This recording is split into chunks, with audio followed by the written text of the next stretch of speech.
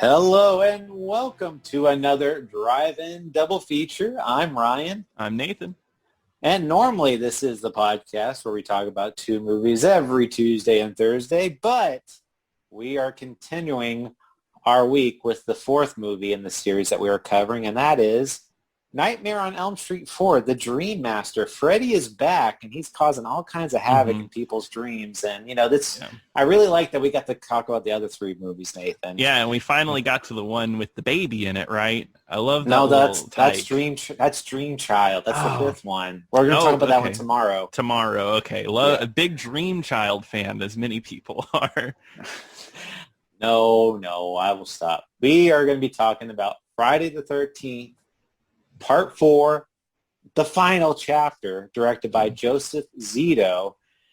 And it's the final chapter. We're not going to be talking about anything tomorrow. Yeah, sorry. I know it's weird to end things on Thursday the 12th, but it's how it ended up. I'm sorry, guys. Yeah, but it's a nice solid, quadrilogy, ends on they are at least able to end it how they wanted to end it. Yeah, exactly. Even though they were supposed to end it at number 3. It's literally the franchise that they can't kill. Personally, I think they should have just said every movie with the subtitle "The Final Chapter." I think so too. They could have ended it however they wanted to end it. It's the final one. It's much better than putting like the first movie in the title or the first outing or so, like this is our very first one. So because that usually ends very poorly. Right. Well, like I said, this is directed by Joseph Zito. Does that name sound familiar? God, no. What else has he made? He did one of our movies that we talked about, that is Invasion USA. What a king. All right. Well, here's the thing. I could see it because I had a good time with Invasion USA. You know what? I had a good time with this one, too. You could definitely see Chuck Norris as Jason. Yeah, I mean, it's just like an unstoppable force. Like, I could see it. Yeah,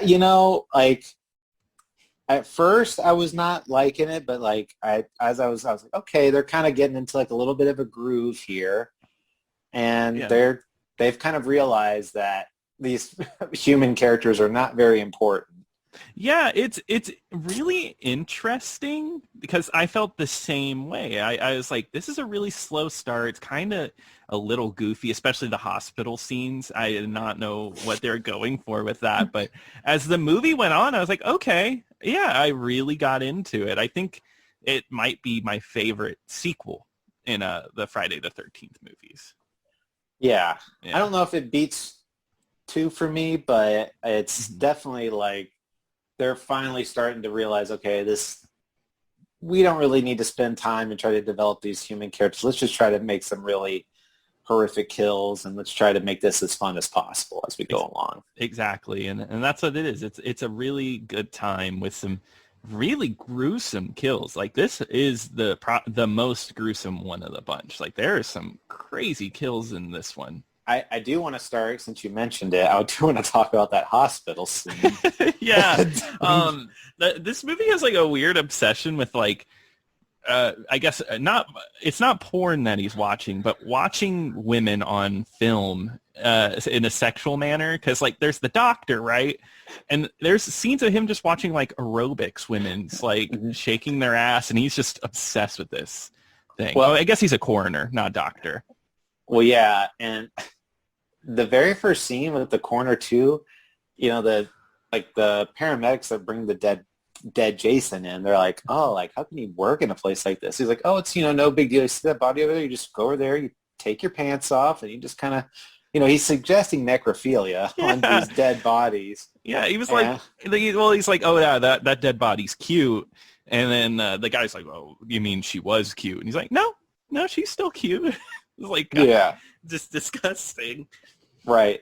But yeah, the aerobics tape you're watching. So it's just, it's a woman, like a group of women, like they all have their asses like in a circle, and they're like, they're in leotards and stuff, but they're just like, they're basically just in a circle, like moving their butts up and down. It's really suggestive, and like, and this main doctor is like hitting on like a nurse that works here. Well, before you move on to that, Yeah. about the aerobics tape, do you know that's actually a real aerobics tape? Really? I So did not know I that. did some research on that. You had to figure out where you Uh, can find this tape. yeah. I broke out my VCR Of course, of and course. bought it off of eBay. Nice.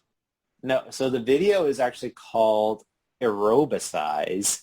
So Okay. exercise and aerobics put together, and it's like a real aerobics tape. It's like an hour and a half long, and it's just women doing these different aerobics. Just Are you plays supposed to like, follow it, like exercise with it? yeah. Okay. And here's another fun fact. The main aerobics person, so like there's like one scene where like one of the aerobics persons by themselves. Hmm. That person actually went on to star in Friday the 13th Part 6. Oh, that's really cool, actually. I like that. That's a fun connection. Do you think like there was a producer or a casting director that just like made that connection or something? No, I think it was some pervert that was watching Aerobicize and like, let's put this woman in Yeah, this movie. let's call her up. I like that one. And well, when we talk about number 5, she actually has behind the scenes on that movie too. So Nice. Okay, cool. I don't know about you, Nathan, but when I'm in a morgue, nothing turns me on more. And when I'm with my female nurse companion, we gotta Yeah. get it on. Well, it's weird because, like, okay, I get the guy is a creep. Like, he's, like, gross and will do anything. But this nurse is not as represented as that, but she's still ready to go at it. But unfortunately, a dead body touches her while they're having sex. Big turnoff, I guess. And they run out of there. Right. Yeah. It's actually kind of a funny scene because the guy, I forget what he said, but like the woman like gets really pissed at him and Hmm. she says, you're the Super Bowl of Yeah, self-abuse. that's right. I heard that weird line. And like I love her acting in this because it is so over the top. Like all of her motions and everything. Because like her nurse suit is like unzipped and she zips it up so angrily. I loved it. Yeah, well, so like they're making out and then the dead body touches him. She gets really angry and then she's kind of okay with it.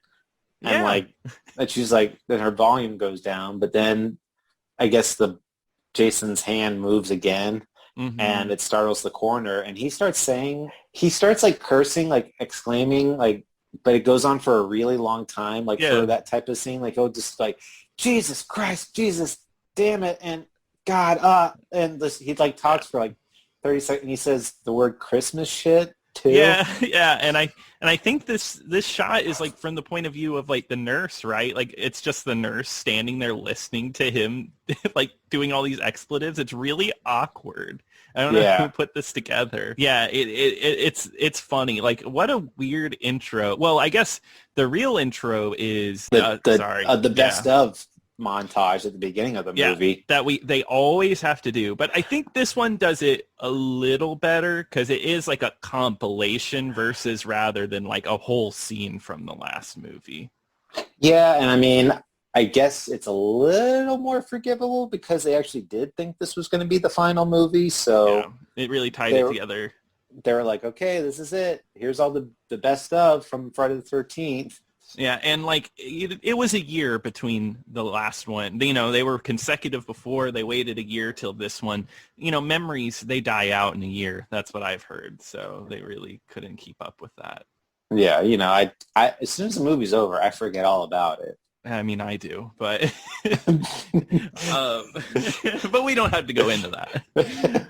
Um, Oh, so the movie starts and they obviously Jason kills the nurse in the corner and we get introduced to our ragtag group of teens. yeah, um, I don't know, and one of them is Crispin Glover in a very early role, I guess, right before Back to the Future, where he would really blow up.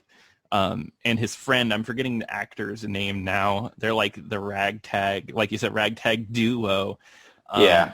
But his friend was actually in a canon movie, Last American Virgin. He was the star of that movie. That's crazy, which is a movie we should do at some point. That's a whole other topic. But yeah. Yeah. But no, and I'm not going to lie to you.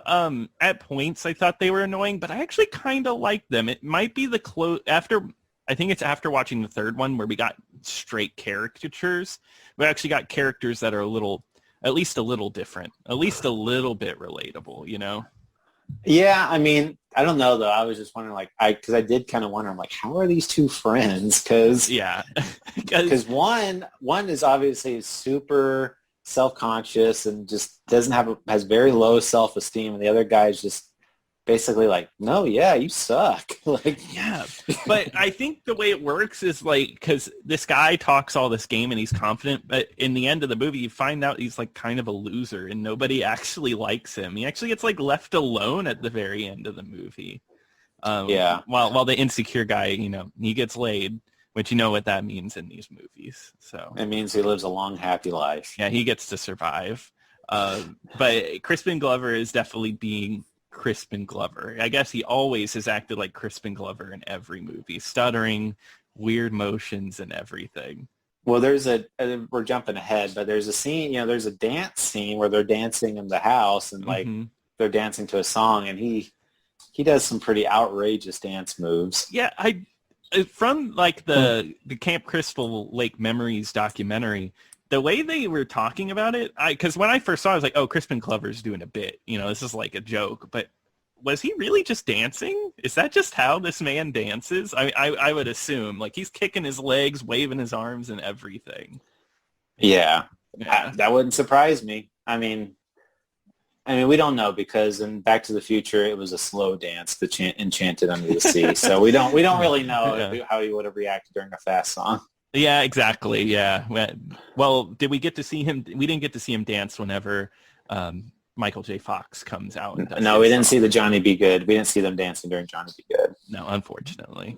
Were you confused at all? So, every one of these movies, there's a final girl. Were you confused about which one was the final girl until the end of the movie? I did. I totally did. The women characters, especially in this movie, they just weren't really strong stand out. I don't know. They just really didn't stand out to me very much. They seemed very underwritten. So there's one woman that's she's very sex positive, loves sex and, loves her boyfriend or whatever. That doesn't make it clear, even though she's kind of all over him, but he's kind of we're not really official, but, yeah. But yeah, there's that girl, and then there's the other girl named Sarah, yeah, I think, or Samantha. But yeah, she's kind of the brainy one, kind of that's interested in the other dude. She doesn't really do anything in this movie. Yeah, I thought they were maybe setting her up to be the final girl. That's what I thought. Because she doesn't have sex for most of the runtime. But this movie does a weird thing where, which I think is interesting, where it has next to the house with all the teenagers, another family, a mom, a daughter, and then a son played by Corey Feldman. And I guess that girl ends up being the final girl, not even tied to the teenagers Jason is killing. And it's interesting. Right, and that's why I was confused. I'm like, she hasn't done anything. She hasn't interacted with anybody. Yeah. It's weird. It's almost like they had to do because it almost was set up kind of like Corey Feldman would be the one that lives, right? But they wanted to keep the final girl trope, so they just went with that as well. Right. Well, because there was a scene where she actually was going to interact with the people, and they're like, hey, Trish, come hang out with us. She's like, no, thanks. Yeah, that's right. Yeah. Well, because the little Corey Feldman's trying to go into the lake while everybody's skinny dipping. And this is very young Corey. This is Corey before pre-fame. This is before Goonies. Fame. Yeah, right before Goonies. What's your favorite Corey Feldman movie, Nathan? The Burbs. Gotcha. I think maybe The Burbs. But what's your favorite Corey Feldman movie? Oh, well, that's obvious. Probably Stand By Me. Oh crap! I forgot about Stand By Me. That's like one of my all-time favorites. I love Stand By Me. Yeah. Yeah. No, but he's been in great movies, and I like him in this movie. I Would, actually do like him. so you don't think this movie would have been better if they had gotten Corey Haim instead of Corey Feldman? I don't know about that one. To be honest, I think I've seen way less Corey Haim movies than I've seen Corey Feldman movies. Oh, you haven't seen License to Drive or Dream a Little Dream? Mm-mm. Oh, I thought I'd seen a movie with him in it, Can't Buy Me Love, but that's not Corey Haim. that's Patrick Dempsey. Patrick Dempsey. I almost said Patrick Bateman. That would have been a much different movie. Yeah, it would have. But all right, well, we're getting sidetracked. Yeah, anyway, Corey Feldman is Tommy Jarvis, who Tommy Jarvis does play a significant role later in the series. But in this movie, he's just kind of like a little scamp. He loves he loves watching women undress, across the water, and he's kind of a little creep. But he also makes these wonderful like movie quality special effects masks. Movie perfect masks. Like these are like beautiful, because that's what you see him at first. He's playing on a little computer game, and he turns around. He's like wearing this alien mask. And it looks amazing, but I guess he makes these because first thought is like, oh, he bought that. He's buying these. No, he loves making blood and guts effects. He's like a little Tom Savini who returns in this movie to make the special effects for it. I think that's what they said they were going for, is that he was supposed to be like a young version of Tom Savini. Yeah. Well, one of my favorite facts about him in this movie is that everybody on set loved him except for Jason. The guy who played Jason hated Corey Feldman. Like in that documentary, he's like, I wish I could have bent him over and spanked him. I was like, oh my God. He's like, because like everybody spoke so highly of Corey Feldman. Like the casting director was like, I'd never seen anybody like him. And like the girl that played his sister said, oh, I felt like a big sister to him. I took him out trick-or-treating, like went on our offset days. And then you had Ted White, the guy that played Jason, who everyone says is like the superior Jason of the series. But I don't know yet. We'll see. Yeah. But anyway, he said, he was like, I hated that little kid. He was such a brat running and screaming around the room. And Corey Feldman was a lot more favorable, speaking of Ted White, where he was just said it was really nice. He's like, he's a total professional. I had nothing but respect for him. I just don't think he knows how to handle kids. Yeah, which is it was really nice to hear Corey Feldman say that, I guess be more understanding of the situation, which we'll see in the next movies. This is going a little far, but it seems like the next one's a little bit crazier on set. This one on set, it sounded like everybody had a really good time, and it was really put together very well. Well, except for one part. There was one bit, which we'll get to. One scene I always, I thought it was mean, but it was funny. It was like the female hitchhiker scene. So it's like, what was that? This woman, she's begging for a ride, and she has a sign that says, please give me a ride or whatever. And Ted is just like, oh, screw you, or whatever. And then she holds up a sign that says, fuck you on it. And then Jason, she takes a banana out of her backpack and starts eating a banana. Mm-hmm. And then Jason comes up and stabs her through the neck. Yeah, and she squeezes the banana. Yeah, squeezes the banana so it squishes. Yeah, that's such a funny scene because it has no bearing on the rest of the movie. Well, that's what I was wondering. I was like, what was the point of that? Yeah, I guess to kill somebody. Yeah, I think so. I think they were like, oh, the audience is going to be bored now. Let's just kill somebody. And that character's really interesting. I don't know, because they don't even discover the body or anything later. She's forgotten about as soon as it happens. They actually interviewed her too, which is funny, and she was actually eating a banana during her interview. Of course, you have to. She's like, I love bananas. If she ever goes to a convention, I'm sure somebody is going to give her a few bananas or something. Banana hitchhiker, yes. Mm-hmm. Yeah. here's a weird thing about this movie. It has a word or a saying that comes up multiple times, and that's a dead fuck. It gets said a lot in this movie because the main guy's friend calls Crispin and Glover that, and constantly is like calling him that over and over and over, to the point, which is pretty funny. After Crispin Glover has sex with one of the twins, he's like, "What was I a dead fuck?" It is so lame. Yeah. You were incredible, and so I mean, he got to die. He completed his story arc. Yeah, he did. He finally died, and what a gruesome death too. Yeah, that one is a cool one.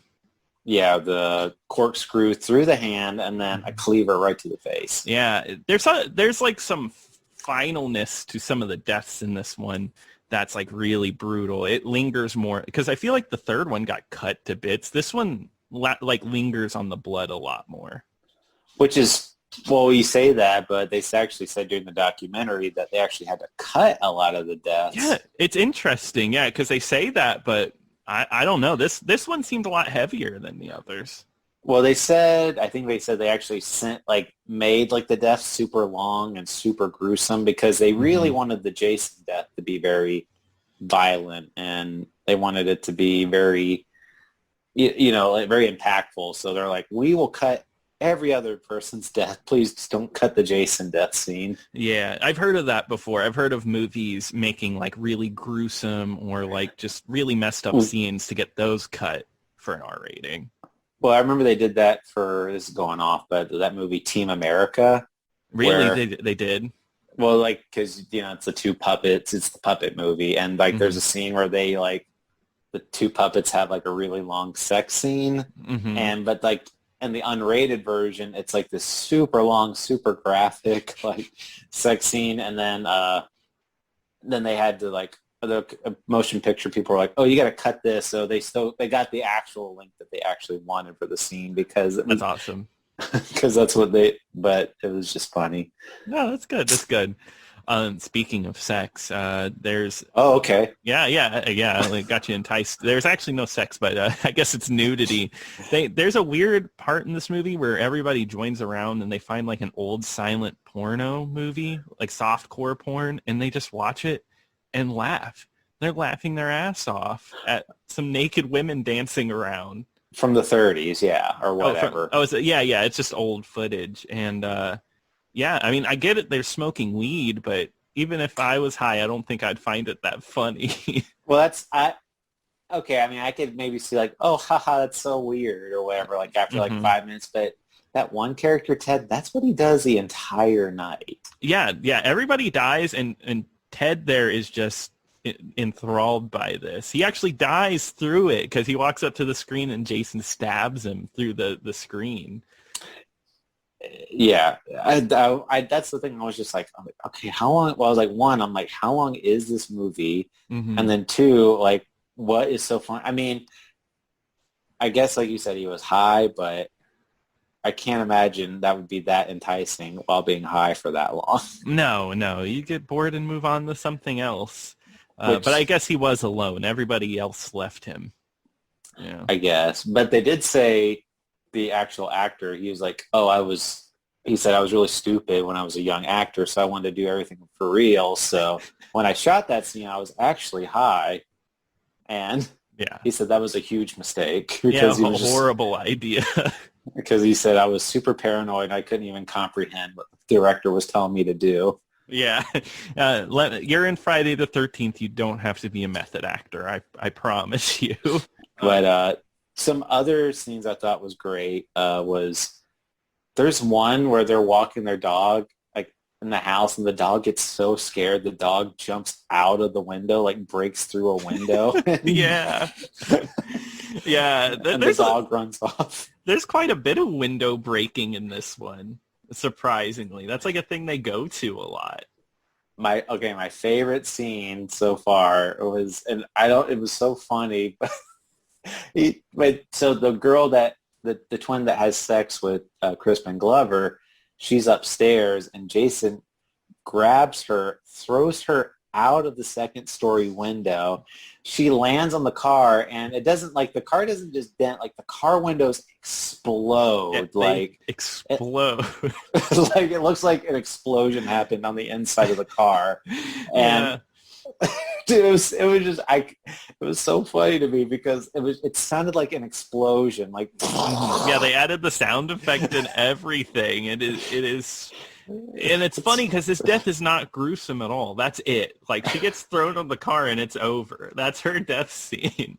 yeah, I was not expecting it to be that impactful because she hits it and then she falls off the car and then she's dead. Yeah, exactly. That's it. And, there's another death scene in a shower, which involves glass breaking as well, where his hand goes through and he like breaks the dude's nose with his hands. Like, he's killing people with his just bare hands. Oh yeah, that was the funny scene too because Ted White said, like, Tom Savini came up to him and was like, "Hey, this is the only head we got. Can you be a little gentle? Like, don't rip it apart." And then Joseph Zito, like, came up behind him after he was done talking and was like, "Hey, don't listen. Just tear that thing apart." I wonder what all right, Tom okay. Savini was like in the background. I wonder what convinced Tom to come back. Except, well, probably money. After being like two is such a like step away from Jason, and he's like, all right, I guess I'll come back for the fourth one. Yeah, well, he hated the other sequel supposedly, but he basically, I mean, I'm sure it was money, obviously, but he did say, like, oh, well, I could create him, and this is me getting to destroy him. Yeah, and that makes sense. It's like full circle. And God, let me tell you, that Jason's death scene, like you talked about, like they didn't want that cut for good reason, because it is crazy, because he falls he gets a machete in the side of the head and he falls on it, and as he slides down it, the animatronics of the face is still moving.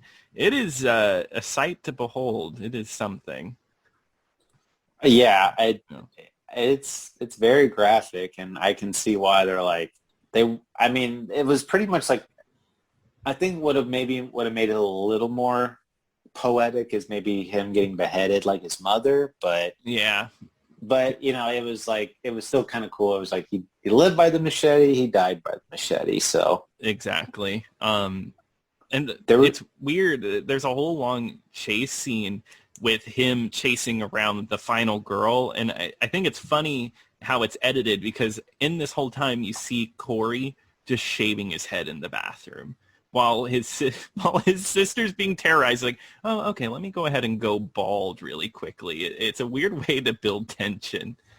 Yeah, I was a little kind of like, well, I guess I was wondering, like, how did he know that would work? Yeah, it's such a jump in logic, and I guess it kind of calls back to the one girl in 2 wearing the sweater, but like that was a last-ditch effort. Jason was there; she had to put it on. Corey there took his time shaving his head. Like it was about a couple minutes cut into the movie of him shaving his hair. Like he had to be committed. He's breaking out the shaving cream. He's got shaving cream on his head. Yeah. And he doesn't even do a good job. There's like strands hanging off and everything. I guess I didn't have, because I mean, if I had electric clippers and that was my plan, I think I could get my hair pretty fast. I think so too. Yeah. But I mean, it does work because his plan is to basically get Jason to focus on him so Jason can get distracted. One thing I do like about the death scene is that when Jason dies, they actually make sure he's dead and like start chopping him up. Yeah, there's no like jump scare or anything like that, really. It's pretty much he makes sure Corey chops him multiple times with the machete over and over. Tommy Jarvis yelling, die, die, die in slow motion for whatever reason. There's another funny one when that one guy was getting killed and he's literally screaming out, "He's killing me! He's killing me!" I love that. Yeah. Thanks for letting the audience know that you're getting killed. Crap. We did talk about the one death scene that's in a boat. like the raft, and the girl's laying there naked, and she gets like stabbed up through the raft. I'm glad that the documentary covered this one, because I remember watching that and being like, how did they do that? I actually didn't know. It was really cool. Yeah, they were basically saying she said she had hypothermia because she was out there and naked for so long, and the director was like, it's just a couple more minutes, honey, or whatever. And Ted White had to basically just be like, let her go. And he's like, well, we're almost doing it. He's like, either you let her go or I'm walking off set, like whichever you prefer. Yeah, which is, it sounded like Joseph Zito was kind of a dick in that situation. It was like, hey, you're staying in the water. You're not getting a break. Because it sounded like she was about to cry. And yeah, obviously she got sick for a couple days after. The other one, too, was the girl Trish falling out of her second floor window, and she landed like in the dirt. Like, and they don't cut from that scene. Like, she falls from the second story and hits the dirt. Yeah, and it's interesting because like while she's falling, the way they cut from that falling shot to the next one, it's pretty accurate, because like she's wearing a dress and her dress like flies up as she's falling, and she's landed in the dirt, and the next shot her dress is up and she's like, it's like she landed. I didn't think they were going to do that. It felt a little exploitive, but it is what it is. It's the 80s. Yeah, and wait exactly. until you get to the next one. But oh yeah. But overall, it was good. Yeah. Like I said, Joseph Zito directed this movie. Did you know that there was actually a behind-the-scenes story where Chuck Norris came on set, and he actually recommended that Whoopi Goldberg be in this movie as well? Yeah, it's like, hey, I got a good friend, Whoopi. Yeah, she wants to play Jason. Yeah, well, and then he's like, look, I'll put Whoopi Goldberg in our next movie that we make together. And then when he didn't follow through, that's what made Chuck Norris mad. Gotcha. Yeah, and that's when Joseph Zito got blacklisted from Hollywood because of Chuck Norris. You won't direct a Chuck Norris movie in this town again. And you know how many Chuck Norris movies get made? That's a lot of work, not for Joseph Zito. But no, I actually quite enjoyed this one. It's of course it's not living up to the original. I think the original has a power of its own, but this one works as like, I feel like this will end up being like what I would want from a Friday the 13th sequel. Enough silly, enough kills. It's fun. And I will say too, like I said, it's probably one of the better sequels. It's definitely better than 3. Yes. It doesn't make me. It doesn't have any characters where I want to see them actively die like I did Shelley from the 3rd movie. But overall, it was good. One thing I will say is the poster for this movie is probably the poster I most associate with Friday the 13th because, again, I used to love just studying like video covers and like Blockbuster and video stores, and this is always the cover I would always associate with Friday the 13th. I mean, it's a great cover. You're talking about the one with, Jason's mask and the knife stabbed through the eye, right? Yeah. Yes. Just iconic. It is. That one and unfortunately, the one for Jason Goes to Hell are the two that stick in my head the most. And yeah.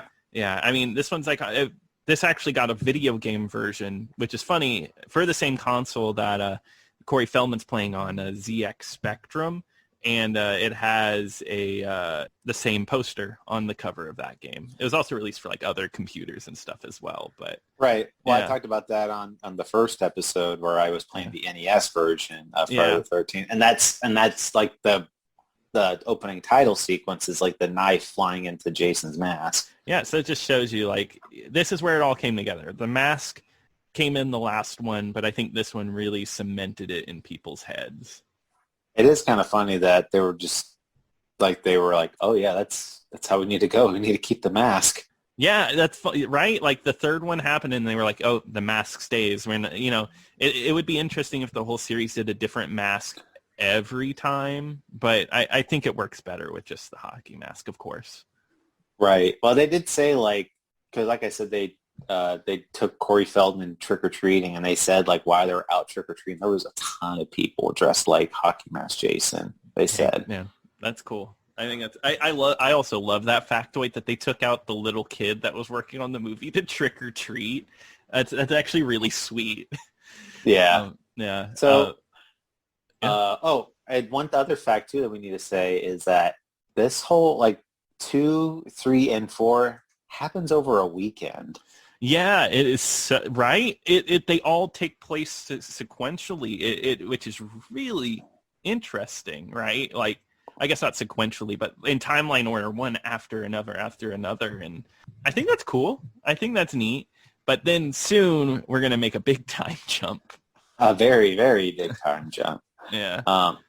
But last factoid is this movie was a big hit. Yeah, I want to talk about that. Huge hit. They were wanting to end the series because critics hated it. Even Paramount hated being associated with these movies. Yeah, because, Paramount had been around for so long. They made so many classics, and then they make these really gruesome horror movies. But it's obvious they couldn't keep away because this movie, I have it right here. It cost $2.6 million to make, and it made $33 million. That is an absolute insane amount of money for such a low budget. Right, which I mean, now compared to movies now, that doesn't seem like a lot, but back then that was a lot of money. That was good. They didn't back then. It wasn't like, oh, we have to sink $100 million of our budget just into advertising. Mm-hmm. It's like now it's like, oh, that's 100% profit. We made 15 times our budget back. Yeah. So. And I mean, obviously Paramount didn't hate it enough to not make them anymore. Because if they really actually hated it, they would have just stopped it for real. But they kept pumping them out. Like we said, this movie was a hit, and so much so that we couldn't ignore it, Nathan. Yeah. So I know it says final chapter, but there is also a new beginning. A new beginning. So that's what we're going to be talking about tomorrow. Mm-hmm. So like I said, Friday the 13th, Part 5, that one is available on Paramount Plus. It is, so yeah. You can watch it over there. But until then, if you have any thoughts, opinions on the podcast or Friday the 13th, please email us at drive-in-double-feature-podcast@gmail.com. Follow us on Twitter at DIDFpod, where we post our schedule and let you know when the episodes get dropped. But until tomorrow. Until tomorrow.